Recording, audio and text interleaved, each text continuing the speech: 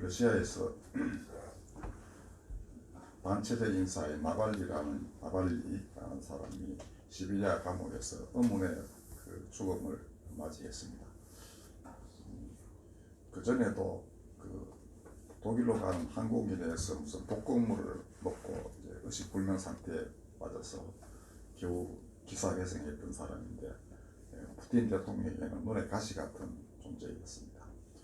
이제 러시아의 이제 대통령 선거가 눈앞인데 가장 강력한 이제 라이벌, 근데 푸틴이 제거했다고 우리 볼 수밖에 없습니다. 러시아 사람들이 푸틴을 되게 지지하기도 하고 해서 선거로서는 정권에 불가능하다고 그랬는데, 분위기가 이상하게 돌아갔는지 러시아 내부에서 이제 수많은 젊은이들이 한 30만 명쯤이 전쟁에서 죽고, 그 한 몇 배의 사람들이 부상당하고, 또 그에 버금가는 수십만의 젊은이들이 이제 러시아를 빠져나가가지고 해외에 가버리고 하니까 민심이 뒤숭숭하겠죠. 그럴 때 이제 선거가 한 달도 안 남았는데, 그러다가 뒤집히면 완전 자기가 죽게 생겼다 이렇게 판단을 했는지 그런 일을 저지른 것 같습니다. 제가 아마 우크라이나 전쟁 시작할 때부터도 땅을 더럽히는 자 땅을 차지하지 못한다 이렇게 설교를 한 적도 있는데, 푸틴의 기세가 나달이 든든해지고 그랬지만은 이 사건이 결국 그를 몰락으로 빠져들게 하는 계기가 되지 않을까 이렇게 제가 감히 생각하고 있습니다. 왜 그런가 하면은 하나님이 살아계시기 때문입니다. 푸틴은 러시아 정교회 총대주교가 푸틴을 계속 축복을 해줘요. 작년 부활절에도 푸틴이 그 사람 축복을 받고서 의기양양해가지고 전쟁을 막버립니다. 그러니까 교회가 그렇게 하면 안 되거든요. 교회는 침략 전쟁을 정당화하면 안 되는 겁니다. 방어하는 쪽의 목회자들은 정말 자기 병사들을 위로하고 해야 되는데, 적어도 진정한 교회 지도자라면은 침략하려는 자들의 침략자의 우두머리를 하나님이 복 주신다 하고 안수해주고 이렇게 해서는 안 되는 겁니다. 자기가 지위를 내놓고 자기가 어디 가서 감옥에 갇히고 할지언정 그렇게 해서는 안 되는 거죠. 그리고 그거는 러시아 교회의 저는 대표는 아니라고 생각합니다만, 원래 그런 사람을 총대주교로 이렇게 만들어 놓은 게 푸틴이니까 초록이 동색인 것이죠. 작년에 부활절에 푸틴이 의기양양해가지고 축복받고 이렇게 하는 거, 야, 저기 큰일 났더라 하는 생각을 했는데요. 그래서 우크라이나 정교회가 원래는 계통이 같은 데인데 아예 독립을 했다고 제가 들었습니다. 우크라이나 러시아가 종교적으로도 그렇게 되게 이제 복잡해요. 한쪽은 친푸틴 러시아 정교가 있는데, 우크라이나 교회가 원래 그 안에 소속돼 있었어요. 그러니까 교우가 이제 소속돼 있는데 안 되겠다 해가지고 독립하고 하는 이런 일들이 애초에 벌어졌다고 합니다. 그리고 병사들 장례 치르는 것도 보면 영 달라요. 러시아는 그냥 내팽개 치고 말고 이러는데, 우크라이나 쪽은 적군들도 정중하게 정교의 의식에 따라 가지고 장례 치러주고 이렇게 하더라고요. 그리고 포로 대우도 제대로 하는 것 같고, 그러니까 하나님 확실히 우크라이나 편에 서 계신 걸 여러분들이 아셔야 됩니다. 어떤 사람들은 우리하고 러시아하고 가까이 있어서 우리가 연해주도 우리가 빌려가지고 쓰고 이래서 러시아 쪽으로 써야 된다고 주장하지만, 러시아 쪽에 서다가 하나님 쪽에서부터 멀어지는 이런 우를 범하면 나라가 형편없게 됩니다. 조심해야 돼요. 그러니까 사람들이 하나님 무서운 줄 알아야 되는데, 지금 하나님 안 계신 것처럼 이렇게 보이잖아요. 그런데 성경은 분명하게 말하고 있습니다. 오늘 본문이 바로 그런 것 중에 아주 대표적인 본문이라 할 수 있습니다. 이 마지막 때에 어떤 일이 벌어지는지 예수님이 무화과나무의 비유를 가지고 말씀하신 겁니다. 그 앞부분에 보면은 가지가 연하여지고 잎사귀를 내면 여름이 가까운 줄 알아라 이렇게 합니다. 그러니까 이제 여름쯤에 그다음 요거 지나면은 열매가 열려요. 그런데 앞에 많은 징조들, 그러니까 제일 중요한 게 여쭤보면 거짓 선지자 나타나는 겁니다. 거짓말로 사람 버리고 그다음에 집단으로 이들을 엉뚱한 곳으로 끌어가는 이 거짓 선지자가 제일 중요한 거고, 그 다음에는 이제 기근, 지진, 뭐 전염병 이런 이제 재난 같은 거예요. 근데 재난은 오히려 사람을 하나님께로 끌고 가는 측면이 좀 있습니다. 아이고 이거 사람 힘으로 도저히 안 되겠네. 이제 자연이 한번 노하니까 이거 완전히 우리 징벌 받나 뭐 이런 생각도 하고 그런 건데, 그거는 오히려 어떤 면에서는 저는 그 하나님이 사람들에게 내리시는 경고의 의미가 있다고 보지만, 거짓 선지자 이거는 사람을 완전히 하나님께로부터 딴 데로 끌고 가는 그런 작자들입니다. 이게 이제 끝날에 거짓 선지자, 적 그리스도, 내가 그리스도다라고 주장하는 사람, 이런 자들이 많이 나타나는데 너희들은 절대로 미혹되지 말아라. 예수님 가르침입니다. 그런데 그런 일이 일어나게 되면은 너희가 때가 가까운 줄 알아라 이렇게 하십니다. 그렇지만 그 때는 아무도 모른다 이렇게 또 말씀하셔서 때를 안다 하고서 내가 그 그리스도다 라고 자칭하는 사람들을 경계하도록 이렇게 못을 박아 놓으셨습니다. 그리고 그때의 정황이 어떠냐 하면 노아 때처럼 사람들이 그냥 먹고 마시고 그냥 자기 멋대로 산다는 겁니다. 선과 악이 뭔지 뭐 구분할 생각도 안 하고 그냥 뭐 분망만 피해가면 잘하면 뭐 좋은 그는 별 안중에도 없고 자기 원하는 대로 욕심대로 살아도 벌 받는 일이 없거든요. 그러니까 그게 좋은 게 좋다 해서 자꾸 그렇게 멋대로 살아간다는 것입니다. 그러나 때가 임박하여 어느 날 그가 도적같이 올 것이다. 그러면 이제 분간을 하는데 그 기준이 바로 오늘 두 종류의 종의 얘기입니다. 그러니까 그럼 주인이 와서 뭘 할 것이냐 하면은 선과 악을 갈라내는 것입니다. 쉽게 말하면. 그러니까 여기는 이제 종을 가지고 비유를 하셨는데 집 주인이 원하는 바대로 남겨놓은 사람도 있고 뭐 많이 있지 않겠어요? 재산도 있고 사람도 있고 그러면 그걸 누군가 먹여 살려야 돼요. 근데 정말 충성되고 지혜로운 종은 주인이 반드시 오신다.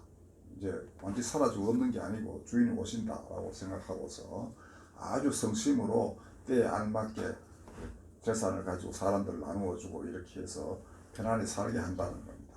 이게 이제 착한 종이고, 나쁜 종은 주인이 뭐 오겠나 한번 갔는데 뭐 그리고 내가 오랫동안 수십 년 살아보니까 올 기회가 전혀 안 보인다 이래가지고 그때부터는 이제 여기 보면 동료들도 때리고 그다음에 술 친구들 먹고 마시고 그다음에 이렇게 하면서 무언가 필요한 사람에게 나누어 주고 할 생각을 전혀 하지 않는 이런 나쁜 종이 있다 이거죠.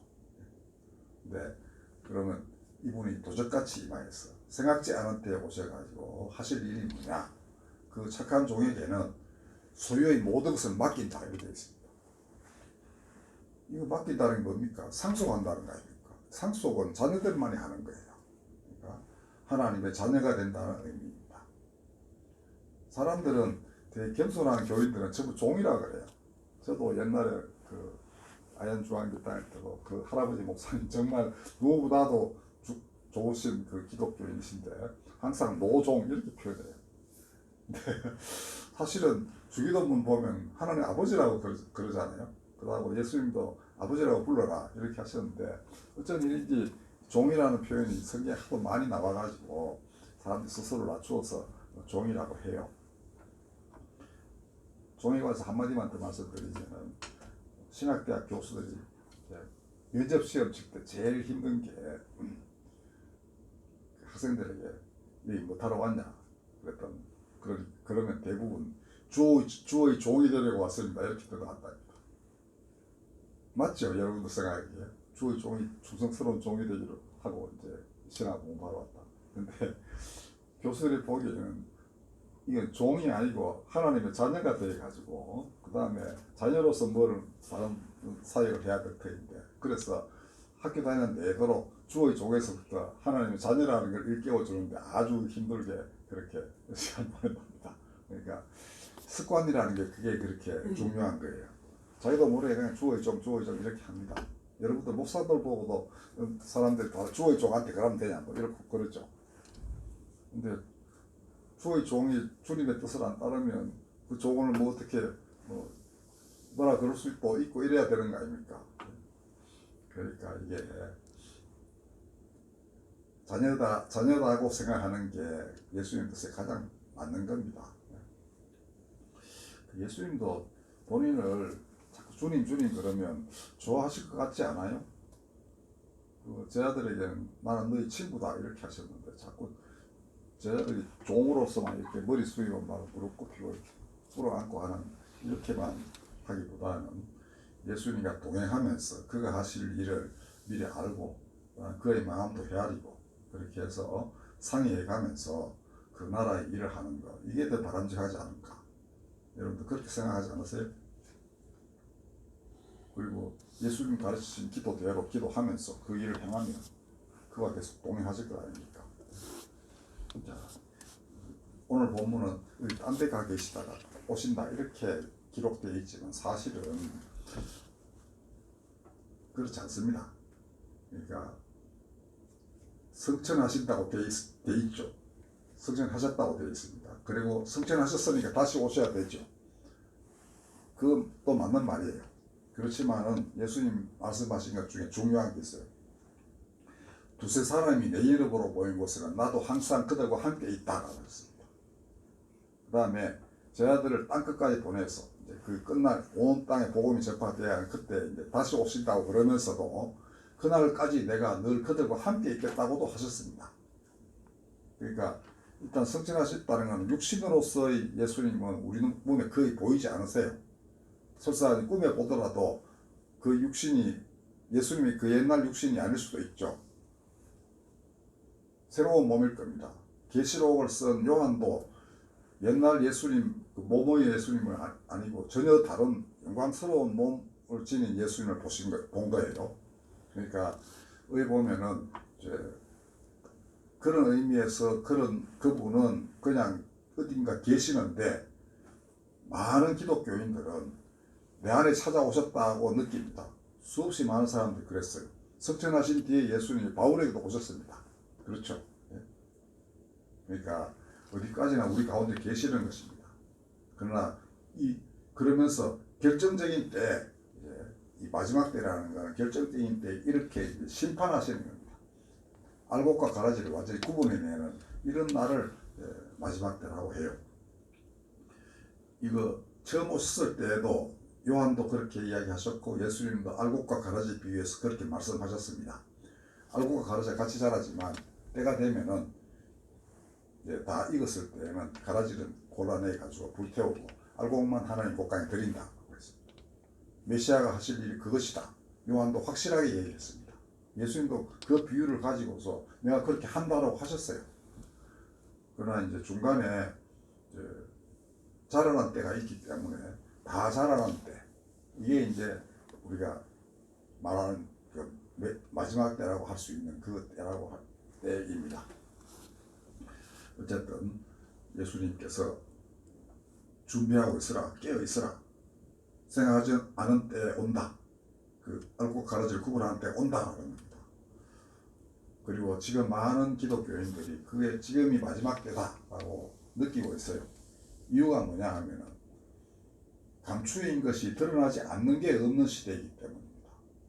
이제는 뭐 유튜브나 혹은 뭐 SNS를 보면은 온갖 게 다 나와요. 그리고 많은 것들을 사람들이 순식간에 알게 되겠습니다. 그리고 이제 아마 그 AI가 발전하게 되면 그 자리에 앉아가지고 누구라도 뭘 물으면은 다 대답이 나오는 이런 시대가 됐습니다. 무수한 정보들이 그냥 그대로 실시간으로 자기가 받아볼 수 있는 이런 세상이 되어버렸죠.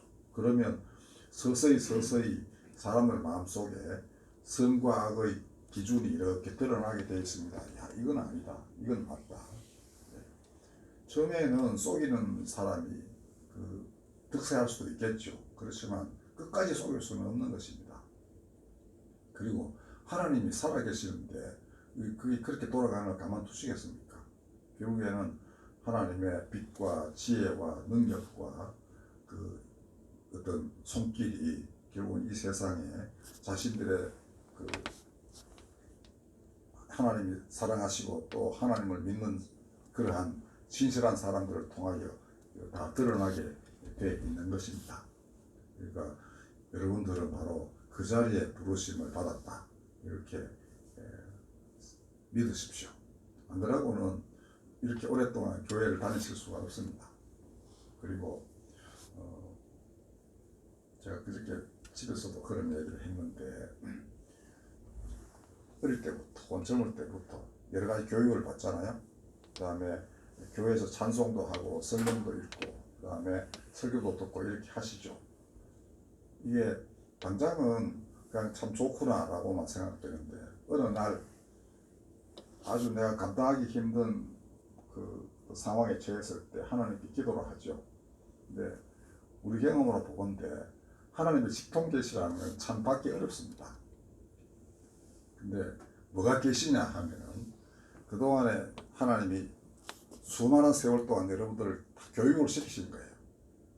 자신의 지혜도 주시고 말씀도 주시고 능력도 가끔 보이시면서 여러분 다 키워 놓으셨어요. 갖고 있는 그 보화 속에 답이 있는 겁니다. 그러면 기도를 하다 보면 내가 알고 있는 걸 어느 날 끄집어내게 돼요. 그거 가지고 그걸 해결을 하는 겁니다. 거기서 하나님이 나에게 응답을 주셨구나 라고 생각도 되고 그에 의해 보면 하나님이 도우시는 방식이 그런 겁니다. 이걸 깨달아 알아라 이렇게. 예수님도 성령의 역사를 뭐라고 하셨나 하면은 내 말을 생각나게 하실 것이다 라고 했습니다. 그러면은 먼저 말씀을 알아야 될 거 아닙니까? 내한테 지금 당장은 그냥 비켜가는 말로 이렇게 생각이 되었는데 내가 어떤 상황에 부닥쳤을 때 성령께서 도우시면 내가 알던 그 기절을 딱 가져와서 해답으로 제시하시는 것이 성령이시다. 그러니까 계시가 없다 할 수 없죠. 성령의 역사가 바로 계시인 겁니다. 근데 하나님이 전혀 새로운 말씀을 막 주시는 게 아니고 이미 나에게 주신 이 수많은 그 계시들 이게 계시입니다. 성경의 계시.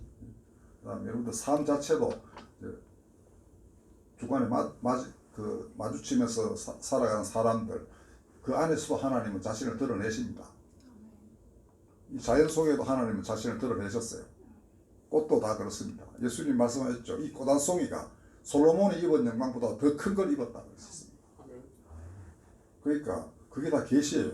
그러다 보면 어느 날 그 어려운 문제를 넘어갈 수 있는 그 하나님이 주시는 계시가 사실은 그 이전에 내가 받았던 그 많은 것 중에서 이렇게 솟아나오는 겁니다. 왜 보면 이때는 이게 솟아나고 저때는 저게 솟아나고 이렇게 되겠죠.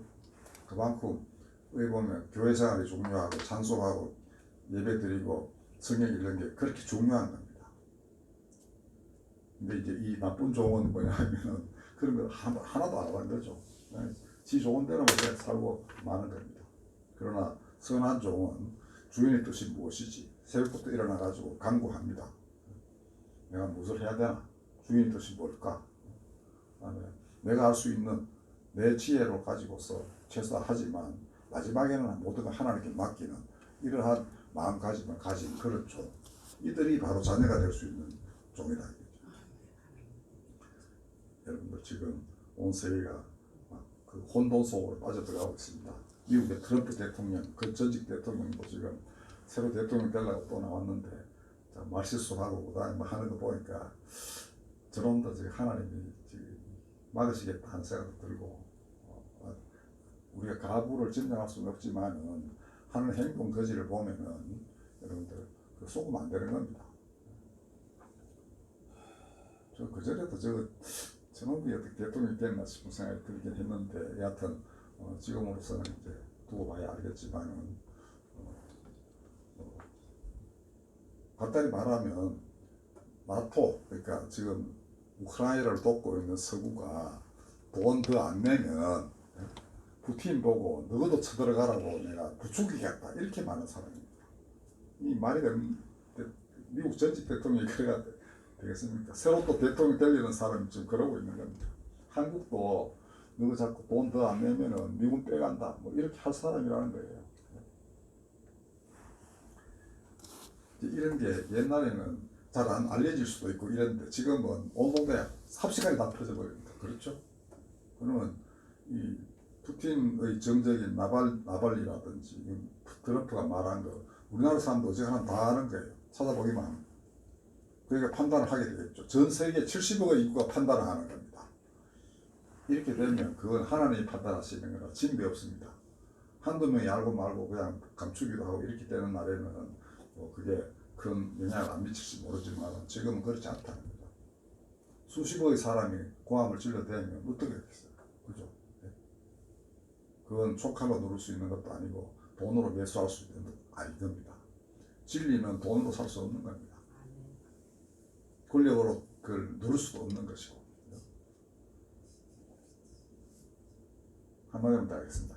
창세기에 보면은 하나님 천지를 창조하실 때 혼돈과 땅이 혼돈하고 공허하고 흑암이 깊은 위에 있었는데 하나님의 빛이 있으라 하시길 빛이 있었다라고 되어 있습니다. 근데 그 빛이 하나님 보시기에 좋았다라고 되어 있어요. 그럼 뭡니까? 흑암, 혼돈, 공허는 안 좋은 거죠. 하나님 보시기에. 이게 지금 세상 모습이 그렇다. 그 세상이 그런데 하나님의 빛이 있으라 하시니 빛이 하나님 보시기에 매우 좋았다는 겁니다. 예수님을 성경은 빛이라고 표현합니다. 근데 빛이 임하면 그 다음에 빛과 어둠이 갈라지겠죠. 그래서 하나님이 그 다음에 빛과 어둠을 나누사 빛을 낮이라 하고 밤을 그 어둠을 밤이라 하였다. 이렇게 되어 있습니다. 그 의미심장한 것을 우리가 잘 모르지만은 아직까지 그 시대까지는 선과 악이 공존하고 있다는 거죠. 선악이 싸워야 되는 상황. 근데 맨 마지막에는 계시록은 말하기를 하늘나라 그 독성에는 태양이 필요 없다는 겁니다. 하나님과 어린 양이 빛 자체다 이거죠. 어둠이 하나도 없다는 겁니다. 슬픔도 없고 눈물도 없다 이렇게 표현하고 있습니다. 그러니까 창세기는 처음이고요. 그 하나님 나라에 대한 첫 시발점. 그 다음에 계시록은 그 마지막. 중간에는 낮과 밤이 교차하고 서로가 이제 막 그 치고받고 하는 이런 게 있지만은 그래도 이미 빛이 임하였으니 이 세상은 좋은 것이다. 존재하는 것은 다 좋은 것이다. 이렇게 표현해요. 그리고 그 마지막에 그 모든 좋은 것들이 다 완결되는데 이게 이제 마지막 때 이 착한 종이 바로 그때 그 주역으로서 그 나라를 이룩하게 되는 겁니다. 그래서 바울은 놀랍게도 말입니다. 이 모든 천지 만물이 하나님의 자녀들이 나타나기를 고대하고 있다라고 해요. 탄식하며 고대하고 있는 것이 하나님 자녀들이다. 자기들을 하나님 뜻대로 다스려줄 그러한 사람들. 이게 바울이 명확하게 표현한 것입니다. 부디 그런 자리에서 여러분들 사는 날까지 그렇게 살아가시기를 바랍니다. 아멘. 기도하겠습니다. 무화과 나무가 징조를 보이면 때를 알아야 하는데 아직은 사람들이 때는 느끼지만 무엇을 할지를 모르는 듯합니다. 거룩하신 하나님, 그러나 당신의 역사는 끊임없이 이어져 우리로 하여금 결국은 당신 앞에 서도록 하고 그 나라를 위해 일할 수 있게 그렇게 인도하실 것입니다. 이 땅 모든 사람들이 그러한 하나님의 손길을 알고 새로운 운동을 통하여 이 세상을 바꾸게 하여 주시옵소서. 하나님 기뻐하시는 세상 되게 하여 주옵소서. 예수님의 이름으로 기도하겠습니다. 아멘.